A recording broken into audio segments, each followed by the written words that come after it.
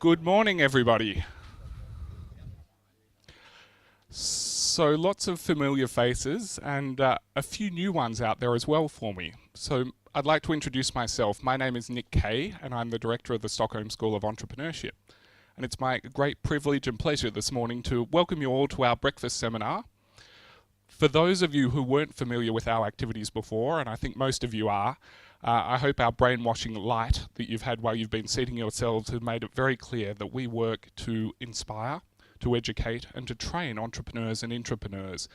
And this morning, I guess, is a mixture of all those things. So in that context, you can imagine that we're delighted to welcome Michel Treschow here today with us, and that Michael has chosen to share his wealth of knowledge, in this case more specifically, within working with boards or working as a board member. And I think this constitutes a terrific opportunity for all of us as intrapreneurs or entrepreneurs. So I invite you to make the most of it in the question sessions coming up a little bit later. We're also very lucky to have with us today a gentleman who will moderate the seminar as well as interview Michael from our strategic media partner. He's the editor-in-chief of Entrepreneur magazine. So Nicholas Mattsson is with us today, and I'd like to very warmly welcome Nicholas and Michael to the stage, and if you could join with me in welcoming them today at SSES.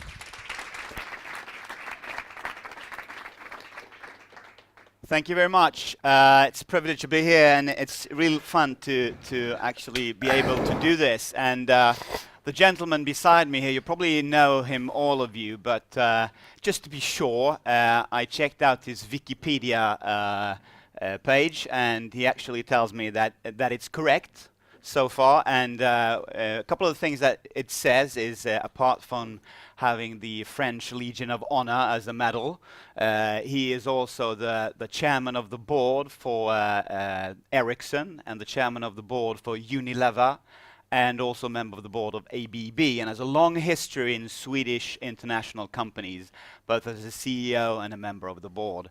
Michel Treschow, pleased to have you here. Thank you, thank you. So, could you just tell me, just to start, what are the most important lessons you've learned working in boards in international companies? Most important things you've learned? Oh, it's a long lessons, and I'm a slow learner. So. But I think it is actually to find what is the most important in a board, or the role in a board or in the boardroom.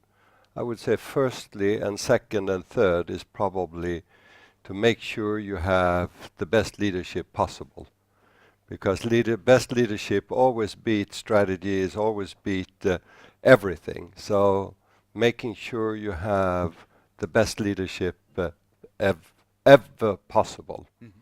And then I think it's very much important to create the atmosphere in the boardroom. And or the culture, why do I see that? Because that is so important in the interaction between management and the board. Because if it is very open and fun and not inquisitive, but more problem solving, you actually get the best out of it. Because it is a risk, if that is not set, that it becomes a sort of a fight between the two. And you have to make sure that it is actually a common goal to develop the company or the business, and the board has a different role than management, and you have to use both of it.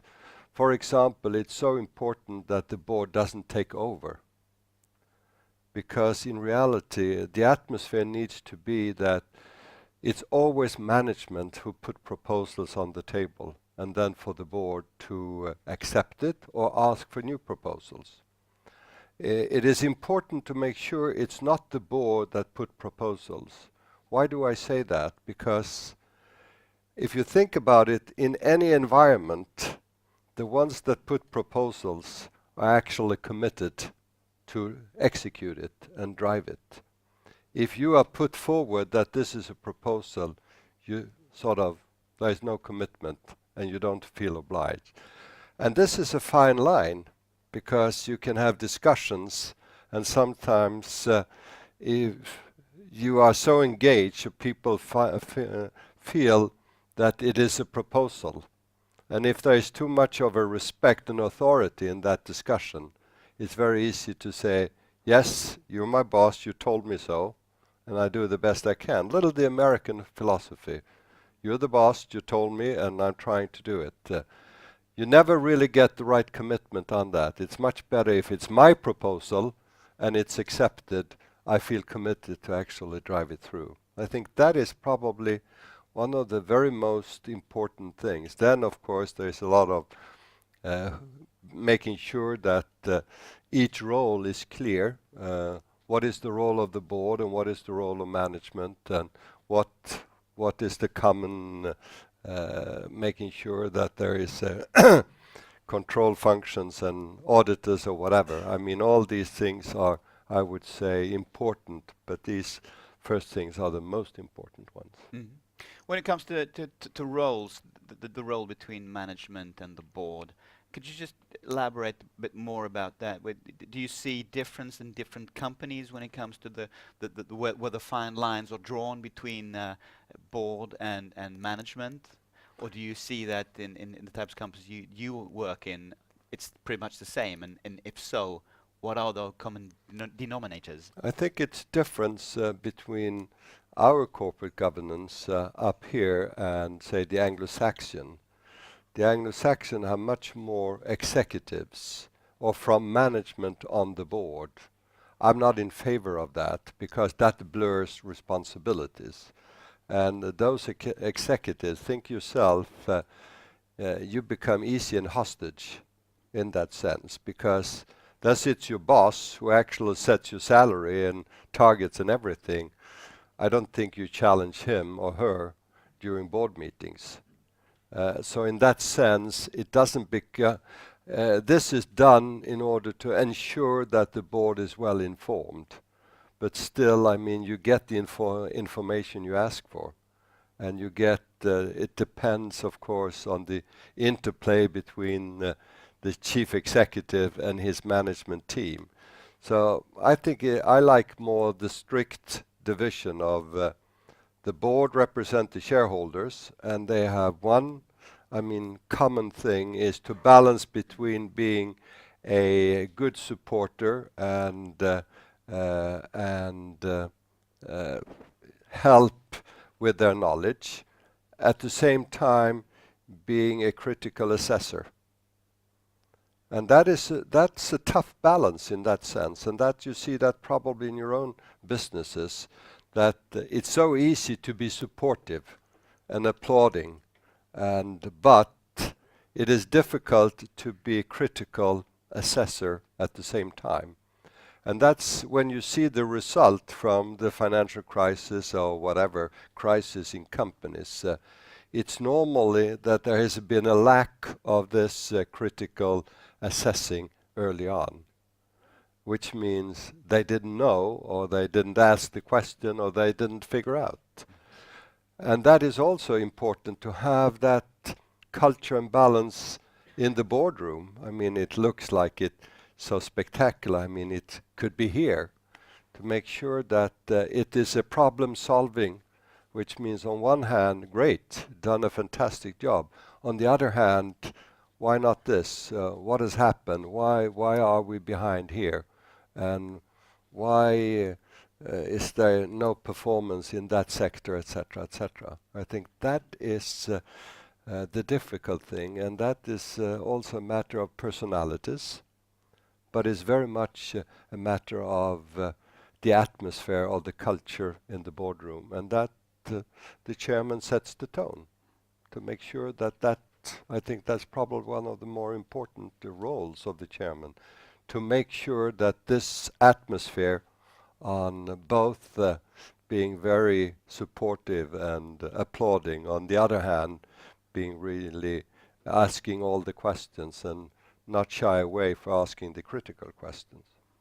What kind of experience do you have from smaller companies, from board work in smaller companies? I think smaller companies are normally tougher, in that sense that firstly you need to be, you are much more in depth in operational issues. and sometimes you are too much in depth on operational issues.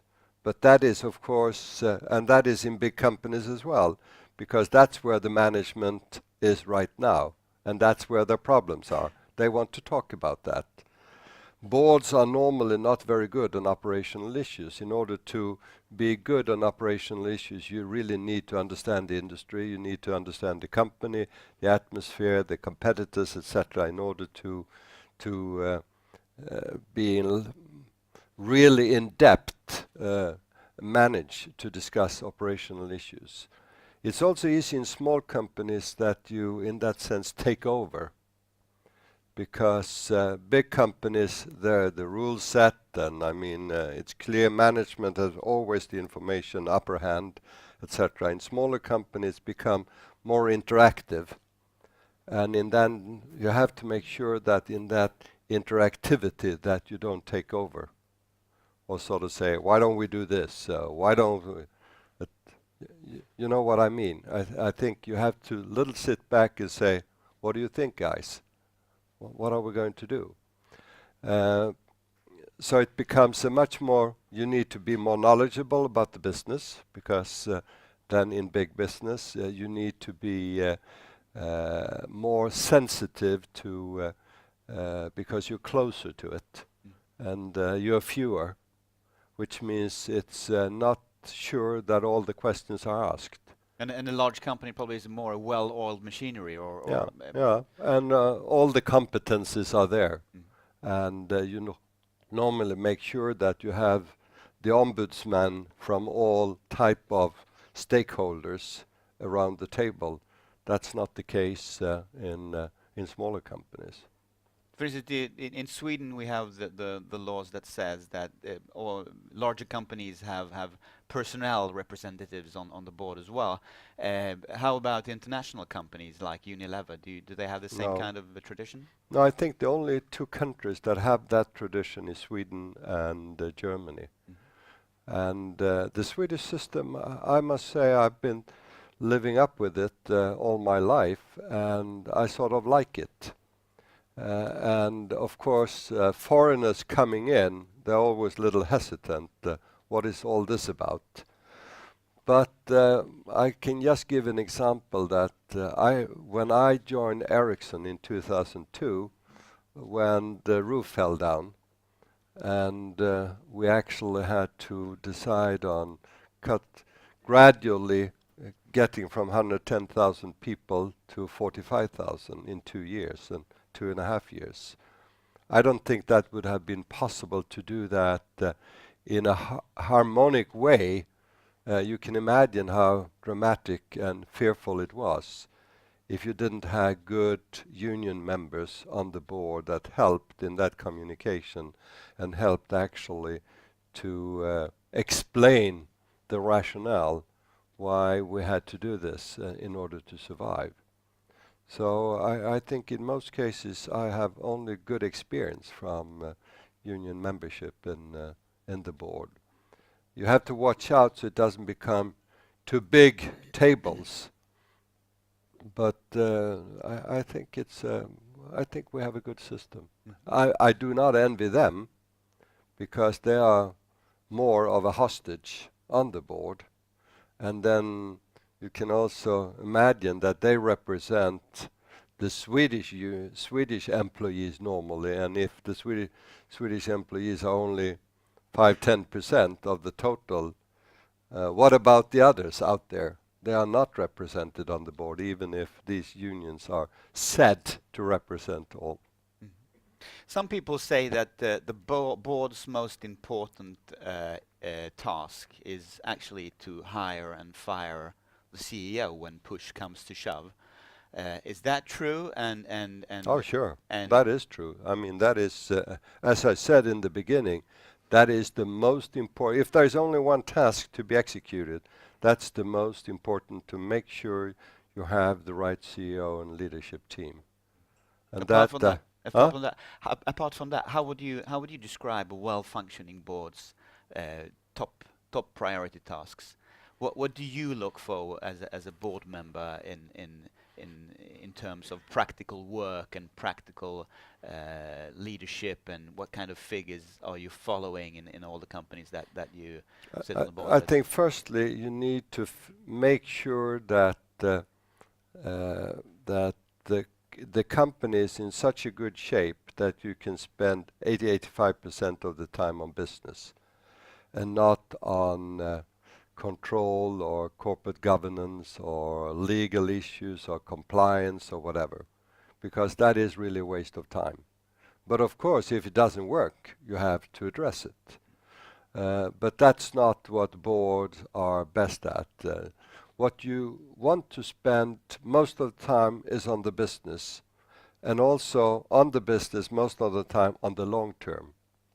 Because board members are normally, the longer term out, the more relevant are the board members, which means you don't necessarily have to have a depth inside knowledge about telecom in order to figure out what are the issues going forward. They are pretty similar in many industries, at least thinking. Also thinking about risk. What are the, and I'm not talking about the easy risks. It's actually to think about what is the very unlikely thing that can happen to this company but will have a tremendous big impact. I'm close of various reasons to British Petroleum, BP, and we have both an Ericsson board and an Unilever board, we have members from that, and there you learn the lesson. I mean, that was not on their priority list of risks that could happen, and it happened. So, and that goes for you as a small company. You have to think through what can actually wipe me out, what can happen, and then it's not yes, a competitor do that. Of course that happens, but it can be a compliance issue. It can be normally safety issues, product quality issues. I was in the midst in ABB when we had to fix the asbestos. And you can imagine that was not a risk that was understood when ABB bought combustion engineering back in the 90s or even in the late 80s. So those are the things one need to think through, which means you need also to make sure that you have your crisis management sort of routines in place, because it's about the first 24 hours. If you lost the first 24 hours, you don't catch up, because then, I mean, the social media have taken over. That might be less apparent for smaller companies, but it could be. You don't know. I mean, if someone just on the Facebook or whatever said, this stinks, or this company doesn't behave, or this company harass or whatever, I mean, you just had it. So those are the things you need to think through. Mm-hmm. I'd imagine that some of the people here think that, well, wow, if I could have Michael Treschow on my board, oh no, that would be good. I warn you for that. That would be good PR, good PR for my company, and I might grow into an international company. But I think my question is, when should you look at big names for your board? I don't think you should start ever looking for big names. You should start looking for, what do I need for running my business? What do I need for developing my business? Then you might get into someone what is called big name, because that person is close to you, or or is really motivated to help you. I mean, otherwise, I mean, it doesn't work. You have to be very egoistic on that sense. Who can actually help me? And that person needs then to be extremely motivated to do so, not take it a little leisurely. I mean, really You should never join or attract anyone who is not really burning for, wow, this is fun, this is great. I mean, either you like the people or you like the business or you like both. So never sort of go for big names. That becomes a secondary product or secondary thing when you have figured out what is the specification of those people that I want around me. How should you think? What kind of strategy could you apply when selecting names for your board in the beginning of a company career? Are there any strategies that you might apply? Yeah, I think it's really step out and figure out what are the qualifications I would really like. What's my dream? What can that person help and do? What do I lack myself? Or what type of competence do we need? It could be anything from order, which means discipline, and it can be from if I have a lot of legal issues or IPR or patent issues, it perhaps needs someone with that expertise. And so it's also to help in or I want to get into India or whatever. It might be someone I've done that before. Everything that can help me to actually develop my business. Should you pay your board? Yes, even in the beginning? Yeah, I think in one way or another. I mean, in the beginning, it can very well be among friends or people that I know. But the risk is if you don't do it, they might be attracted doing other things. So they are not there when you really need them. But again, I don't think it can be anything from partnership or shares or whatever in order to just make sure that they are involved and are committed the same way as you are. Right? These are human beings. So look at yourself. What would you do if someone called you and asked you to join? Okay, I'm going to let the audience get questions as well, and I think we have a microphone over there. Just going to pose another one for Michael here, and then if you please here in the front row, two gentlemen want to pose questions, so give the mic to them. And Michael, I'll ask you, do you have any best tips to the CEOs in the audience here, people running their own companies? How should they work with their boards? Should they do great PowerPoint presentations and sell the stuff? No. I think PowerPoint presentations are dangerous in that sense, that it gives a comfort zone that might not be there. I listened to the other day to one of the founders of SAP, the big software company.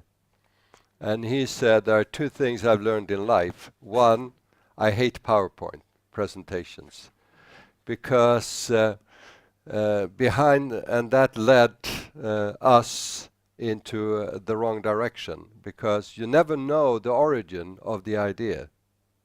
And the risk is also that people cannot, in front of the blackboard, tell how they think. So there were two things he said.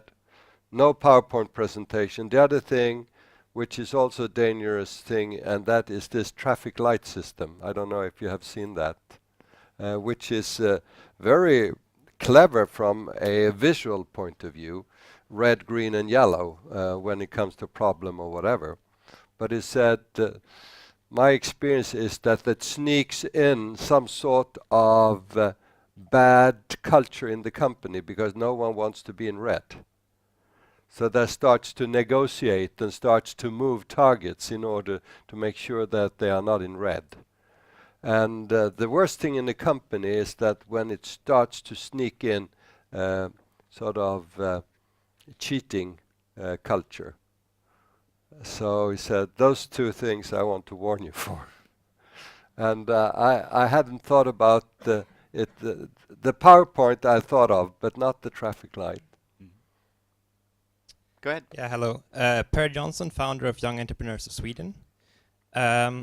First of all, thinking about your PowerPoint slides there, I just can see Percy Barnevik in front of me with his overhead slides. He used overhead all his life, and I think this is part of the ABB culture also. My question is regarding board diversity. You talk a lot about likability, to find people that you like.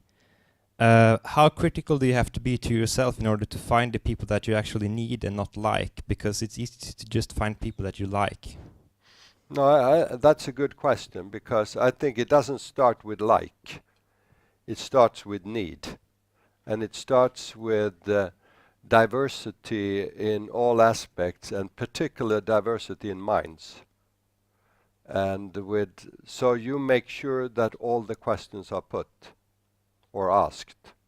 That's the most worrisome, and that's the things that I'm most sort of, if I'm sleepless, which I'm not, at night, it would be about the questions that are not asked. Because then you can make sure that there is something there. So that's why diversity is good from pure business point of view. Which means, but at the same time, you need also to make sure that people recognize the situation. So board, unfortunately, is not that you just can come in and ask one question and then walk out, because you're responsible for the whole thing. And how can you be responsible if you don't understand? That is the other thing. When I said like, means that it needs to be a culture of cooperation and problem solving. Like is not the most important thing, but it's good that people like each other, but not like so much that they get too close. Which means you have to make sure that between management on one hand and the board on the other hand, yes, collaboration, but not like this. Because the risk is then that there's something missed there in between.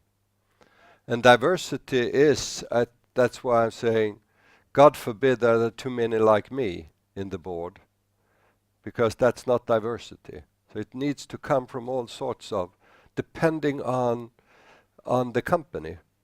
If it is a very sort of innovative or a very technical driven, you need to make sure that you have that expertise there. Of various reasons, but most to make sure that the right questions are asked. Isn't that one of the biggest questions, actually? Trying to find people who complement you, whether it's on the board or whether it's hiring the right people. Is that you probably, if you're a 44-year-old white male from Sweden, you probably choose a 47-year-old white male from Sweden who think like you and you like them. And that's why I don't think the most important is that you have a good process in recruiting and selecting, which means it cannot be that you do that yourself. And that's where I've been doing this as CEO and now at board. You need to have outside people that actually help you in the process. Then in the end, you have a big say in the selection. But you need to be presented of a variety, and just don't jump at the first. So I would say normally when I recruit, even on the board now, perhaps spend a week's time, 40 hours, on in all the processes, interviewing, talking to, understanding, etc. And you have to make sure that you have a solid, good process, so you don't jump into that trap, which means you look for someone like yourself. You have to look for someone that is very different to yourself. And that's kind of hard, isn't it? No, it's not, because it's more fun in that sense. It's not fun to have more like me. It's more fun to have someone that is absolutely the opposite. So that's the attitude you gotta have. Yeah, no, that's what I like, and I like really the diversity, and that's the fun thing with very different people around you. Okay, please go ahead. Okay. My name is Jonas. I'm the founder of Forskning Systems, a surgical simulation company. I would like to ask about your career. I was listening to this summer program, and this that you quite fast became a leader in a company. How did that affect how you met with the senior engineers that you were going to lead, that you perhaps like myself would have quite high respect for? How was it to go in and lead them as a young leader? But you see, I was a rather slow start. Well, it went a little up and down in that sense. I think it's more a matter of, yes, respect, always respect, but at the same time making sure we are here to solve problems and we are here to develop. Let's figuring out so it's not just respect for each other.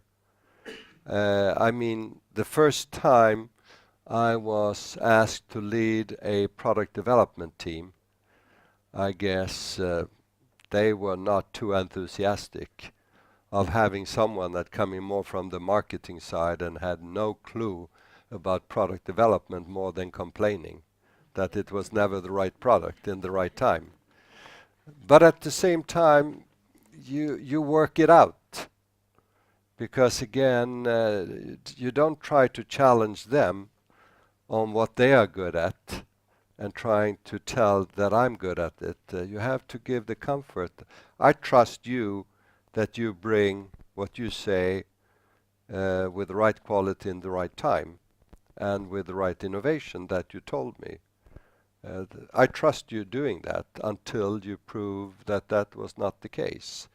So it's very much about trust with people. So this is not rocket science.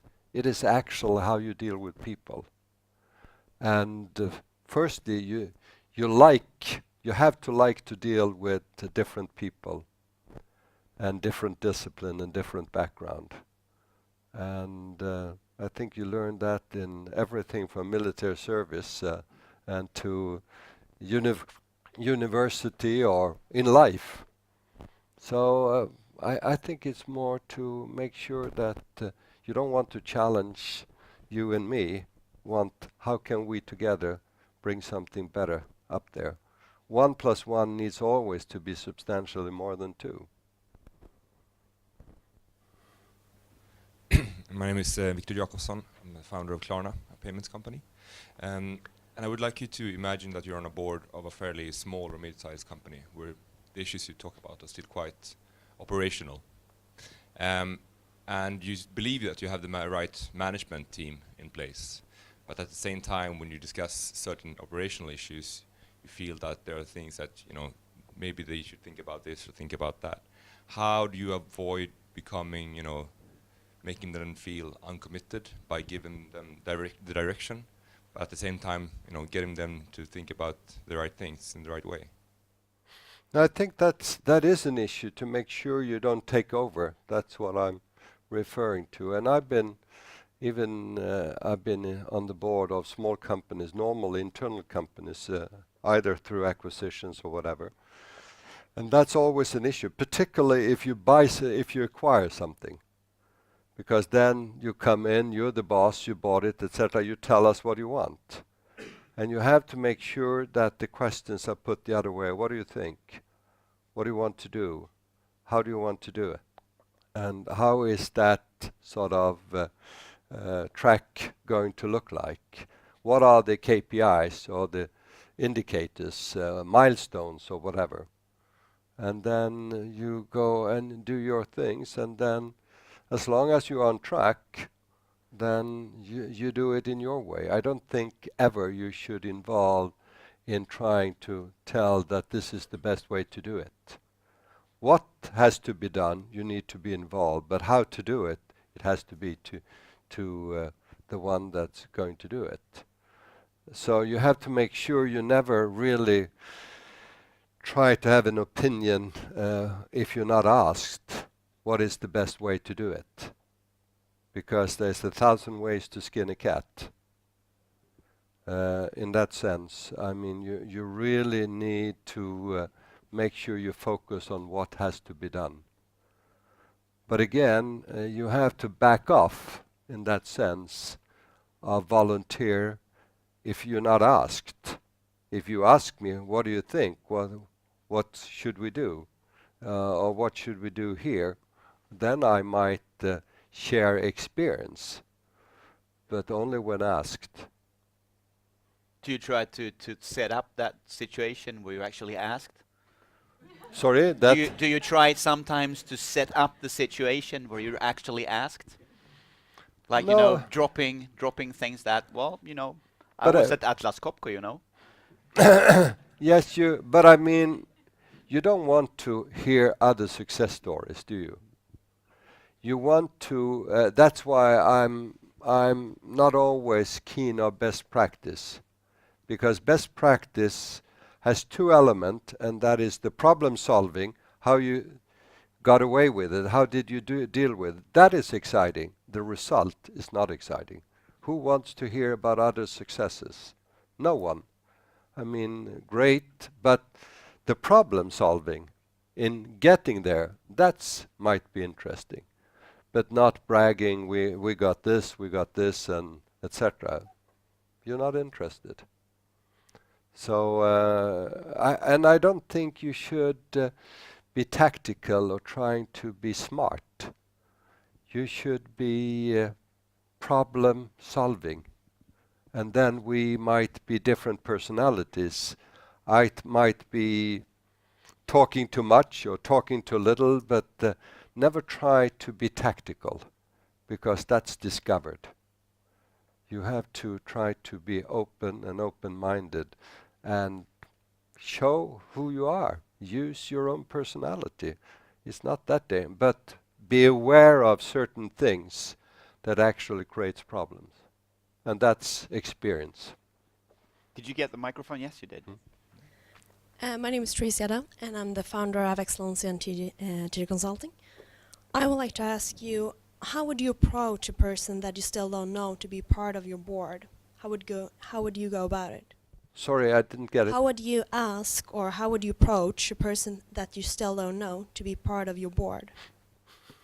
Well, I think firstly, ask.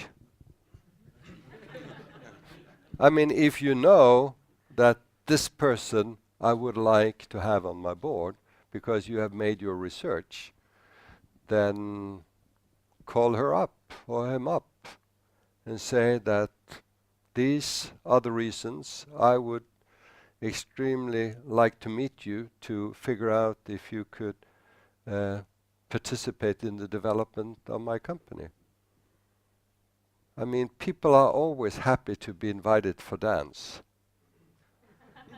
So in that sense, don't shy away. I mean, it's the worst thing that can happen is that that person says no. Normally they are flattered by being asked. And then at least you get, might be you even get a good discussion in order to talk about your company and get that interaction, even if that person of whatever reason doesn't join. So use every, particularly in new companies, in your own and startup or whatever, use every possibility to get the input in your own activities. And if one input is when you talk about your own company, you normally say, I didn't think about that before. There you go. Hi, Jesper Ericsson, PhD student at the Karolinska Institutet.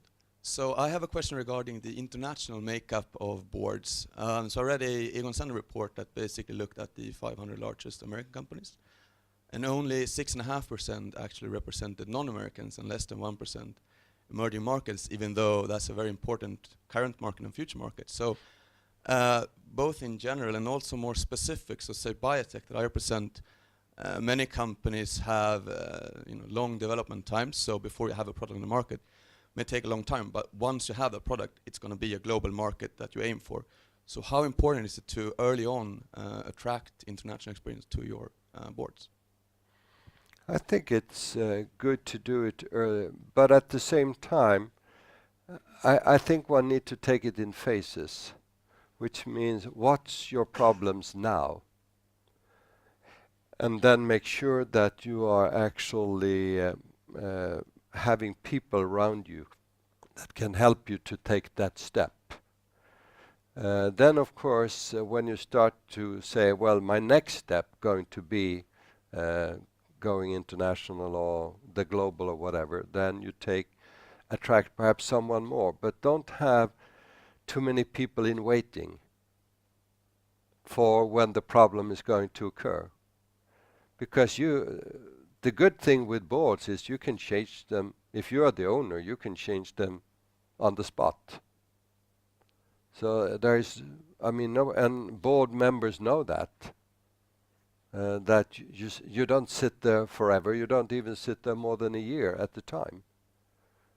So I think make sure you staff with what you need now. Okay, more questions?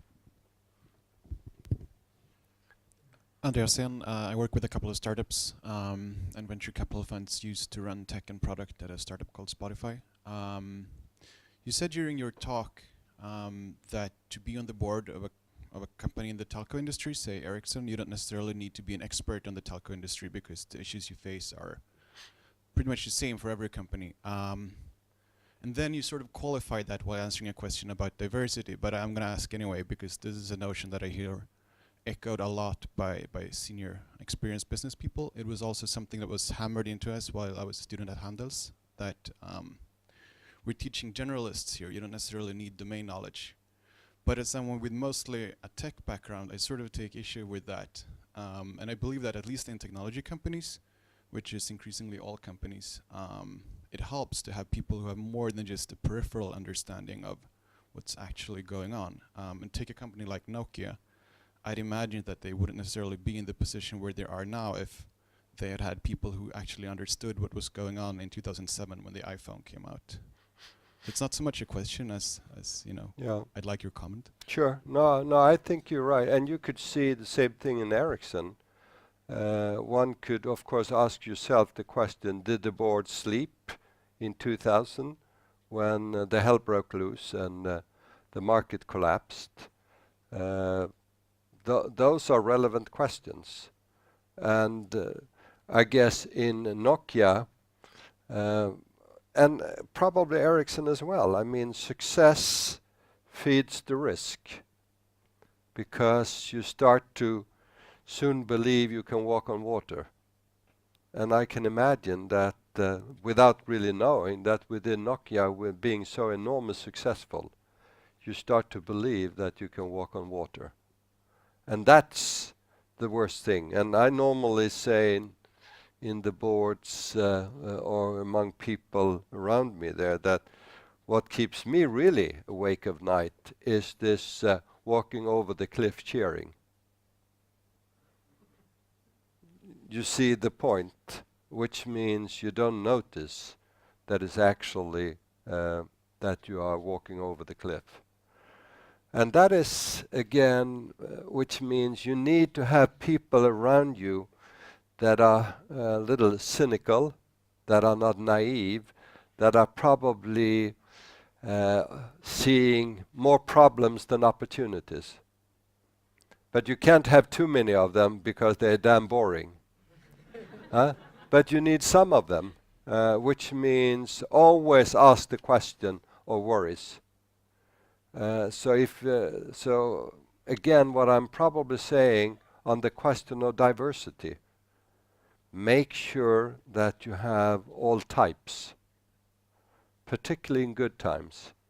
Especially you have to have one guy on the board who's paranoid. Yeah. Because there's always someone after you. Yeah. No, I think that's a good explanation, to have someone that is paranoid. They are damn difficult to deal with. Because they are even paranoid in the bar after the board meeting. But at the same time, they are extremely helpful because they keep certain issues on the radar screen. And that's, I think, you need to look for. And particularly in small companies, where you don't have everything in place, you need really to have some, if you're not paranoid yourself, you need to have someone close to you that can actually, the slave on the wagon that tells you that, listen, you cannot walk on water. Okay. Did you get the microphone at the back? And you have, I mean, you have so many examples of that. And you can just say, why didn't Nokia see this? They probably saw it, but they draw the wrong conclusion, or they had a different view of possibilities. And I think one need to respect that as well, and not say, how the hell, were they all stupid and sleepy? No, they probably were, but they had a different business plan. And again, I think one needs to be also respectful in that sense that it's very difficult to succeed time after time after time. Because you always make some strategic bad decision that might lead you to a dead end, or might lead you even to over the cliff. And that's the difficult things.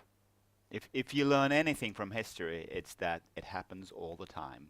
Those kinds of mistakes and those kinds of, in retrospect, you think it's in hindsight, you think it was evident that this would happen, but it happens all the time. And it will happen again. It will happen again. Hopefully not to you guys. My name is Frederica Bernadotte, and I work at Telenor. I have 2 questions. The first one, if you're asked to sit on a board, what are the first things that you do? And secondly, when you have accepted, what are the first things What's that you the do? second thing you do? No, I think the first thing you really do is to figure out, is this something that I really would like to do? I think there one needs to be very self-critical. And that means, can I do it? Does it fit into my knowledge and personality and experience? And really, am I motivated to do it? Which means, is it this feeling of, wow, this is great fun? I think you really need to listen to your inner stomach, that this would be great fun. I like the people, I like the business, I like the possibilities, etc., etc. I think there it starts. Then when you join, then you need to learn as quick as possible, as much as possible about the company and its environment, customers, business, competitors, or whatever, in order to get it into your system that you can match your experience with the real world. When do you look at their annual report? Step 1 or step 2? Probably in step 1, because that is part of this motivating exercise. Is it exciting, and does it actually appeal to me, or is it just a dull part of information?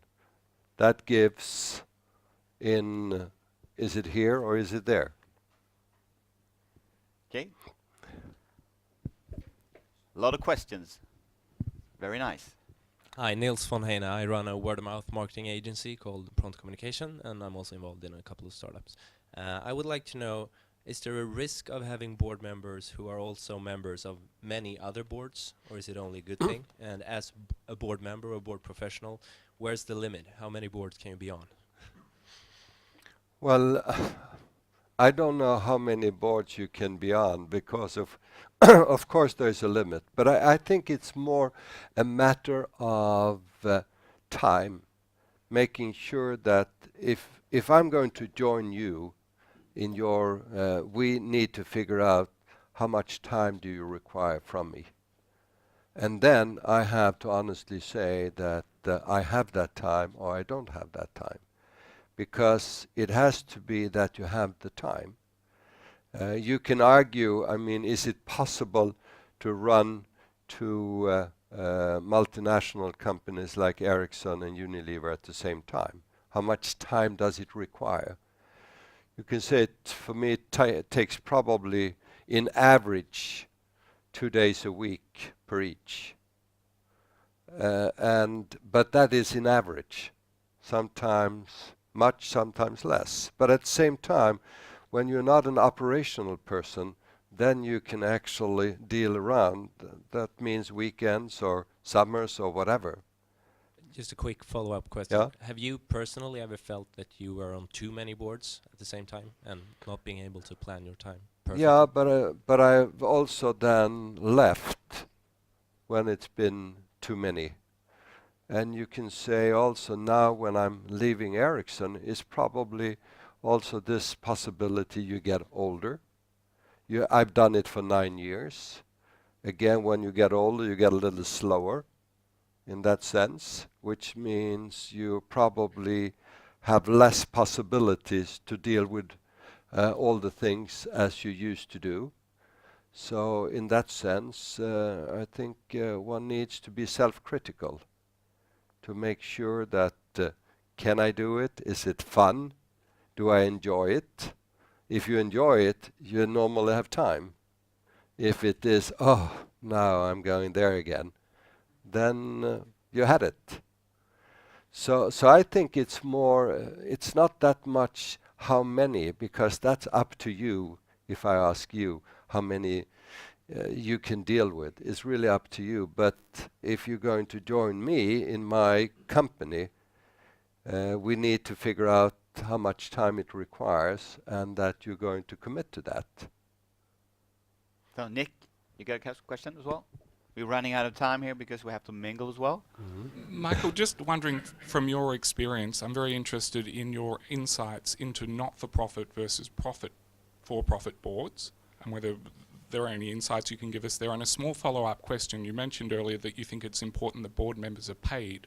Does that also hold in the context of not-for-profit boards in your experience? No, I don't think in non-profit organization you're not paid. And I think in that sense, you're probably, you have to deal with that. And I mean now in my late part of the career, is probably going to deal more with non-profit organizations than before, because also I don't need the money. That is, I think, one thing. And the other thing, that's probably where you can add your own expertise. I don't think when it comes to these organizations, yes, you need to have professionals, but you can attract them without paying, I would say. I mean, in my board membership of the biggest foundation in Sweden, the Wallenberg Foundation, I mean, we're not paid for that, and I think that's great. I have no problems with that. Okay. My name is Lucas Treschow, and I am the CEO and founder of a startup called Skriva På. We do signatures electronically. And I wonder this, because as you are a startup founder and maybe you don't have much capital, you might ask board members to join a board of advisory, for example, to do it for free. In that case, there might be a different dynamic than paying. And for example, when you acquire someone, that person will also leave at some stage. Do you think there's a difference in how to handle that when you will ask that person to leave? Because it's quite natural if you've paid them, but if you haven't paid them, will that be different? They'll stay on forever. No, but I think all these things you need to sort out in the beginning. I mean, if you, for instance, say that we cannot afford to pay you a cash fee, we have to give you options or whatever, because we are in the startup phase. And once you actually leave, which could be on my wish, We have to figure out then how to compensate or buy that back or whatever. So all these things you need to sort out in the beginning so you have the flexibility to fire that person the day after or if that person leaves or whatever. So you don't have that conflict later on. You need to say, what if, what if? It is all these things that you put a little note on, what if. I have one question that I'd like to pose before we end this. If you were to recruit a chairman of the board to a global player in the telecom industry and a chairman of the board of one of the world's largest fast-moving consumer goods companies, would you go for the same individual? It depends. It depends what I'm looking for, and not necessary. And I think happenings happens. But I would always try to go for the best I can find in any situation, because that helps me in that sense to, if I go for an average, that average will have implication because that average will also attract averages. But if I go for something really good, that person will also attract really good people. I'm convinced that A people recruit A people, B people recruit C people. So that's, that's also a lesson learned. It is you have to make sure you're not afraid of hiring someone that is better than yourself. Because that's a good challenge, that's good fun. To be challenged all the time by someone who is much smarter than yourself. One of the things we haven't touched upon, which we might talk about a couple of seconds before we try to go for a mingle afterwards, is as a startup, you often get people on board by being investors. Like, you know, if you're looking for capital, you try to find a good investor, and you're looking for like both the capital and probably, if you're smart, you go for the context and network that the actual investor has. How should you think when it comes to investors coming on the board? Do you have any comments on that? I think the most important is actually that there's someone that can contribute and are really motivated to help me to develop the company. So I think in a startup it becomes very much, yes, you need capital and those investors, but you have to make sure that the person they are sending is someone that actually can contribute. Not only sitting there protecting their investment, but actually can contribute. So it becomes a little, you can say, mentorship in a way at the same time. I think I during the last 20 years, I probably have had always going on 5 mentorships, always being mentor for, and in most cases for young women in order to try to help them to. So in startup, it becomes a matter of perhaps being mentor at the same time, because there are more things to it than just the business. There's really, particularly if this is the first startup and it's my life, that some of you probably do, it becomes a little more than just a business thing. It is actually my own life's development. So it becomes a mixture of being mentor and being sort of the professional help. So be not afraid of looking at it that way, because in the beginning you need more than just one that challenges you on your business plan. You have to figure out, how the hell do I find the balance in life?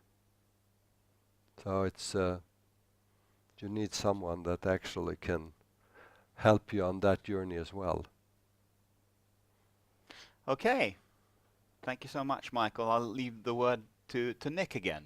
In fact, I'm going to hand over to our mentor. Perfect. Yeah? Michael, thank you very much for this hour and that you shared your really invaluable experience with all of us. I think it's really fascinating and exciting to think that what kind of an impact this hour will have with the audience that we have here. Great. Thank you very much. Thanks Yes, a lot. thank you. Thank you. Thank you. Thanks a lot. Thank you.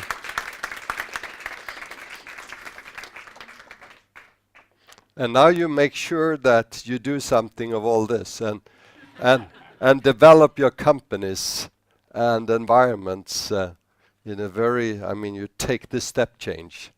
So the best of luck to all of you. Please come and join us for coffee and further mingle. Thank you very much. Thanks a lot. Really. Thank you. Tack ska du ha.